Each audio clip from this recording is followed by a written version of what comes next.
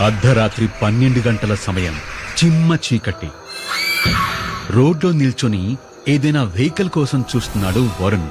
అప్పుడే ఒక lady auto నడుపుకుంటూ అటువైపు వెళ్తుంటే ఆటో ఆటో అంటూ పిలిచి తన వైపు రమ్మంటూ సైగ చేస్తాడు వరుణ్.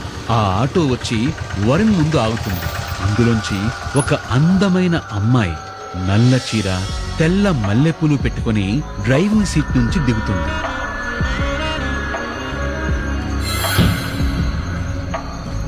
తనను చూసి వరుణ్ ఆశ్చర్యంగా, మీరు చాలా గ్రేట్ అండి. ఆటో నడుపుతున్నారు, అది కూడా ఈ సమయంలో. పర్లేదు సార్, ఎక్కడికి వెళ్ళాలి? రామాపురం. ఈ టైంలో ఆ ఊరికెళ్ళడం చాలా ప్రమాదకరం సార్. అర్థమైందమ్మా, కానీ నేను వెళ్లే పని చాలా ఇంపార్టెంట్. మీరు వెళ్ళండి, నేను వేరే వెహికల్ ఏదైనా వస్తుందేమో చూస్తాను. లేదు సార్, ఈ టైంలో వేరే వెహికల్స్ ఇటువైపు రావు. సరే ఎక్కండి, మీటర్ మీద 3 రెట్లు ఇవ్వండి, డ్రాప్ చేస్తాను. ఓ సూపర్, ఖచ్చితంగా ఇస్తాను. థ్యాంక్స్ అంటూ ఆటో ఎక్కుతాడు. ఆ అమ్మాయి ఆటో స్టార్ట్ చేస్తుంది. ఫుల్గా చలిగాలి.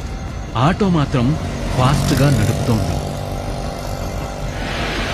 కొద్దిగా స్లోగా పోనిస్తారా? చలిగాలి ఎక్కువగా ఉంది. హలో, మిమ్మల్ని. హలో అని ఎంత గట్టిగా చెప్తున్నా ఆ అమ్మాయి వింటంలేదు. అదే సమయంలో వరుణ్ కాళ్లకి ఏదో తగిలినట్టవుతుంది.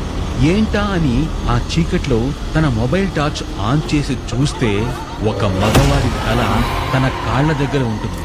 అక్కడ అంతా రక్తమే.